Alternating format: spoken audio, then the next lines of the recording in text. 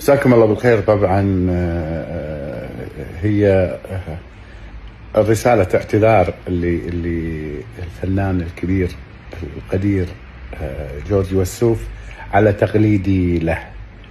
اكيد انا اعتذر منك وابوس راسك ابو وديع، لكن انا ما ابي ابرر. ممكن كل انسان يصيب ويخطي، والفنان ايضا مثل اي انسان يصيب ويخطي.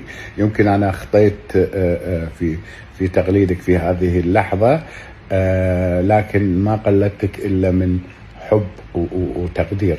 اوقفتني وايد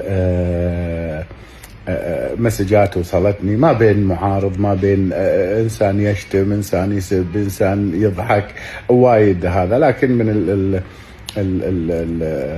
الكلام اللي استوقفني كلام المذيع الاخ الحبيب نيشان، اللي قال والله يا حسن هذا الفن كذا وكذا وكذا، وانت انسان مثقف ولا يجوز عليك او انك تدش في هذا التقليد. شكرا لكل من سب، شكرا لكل من عاتب.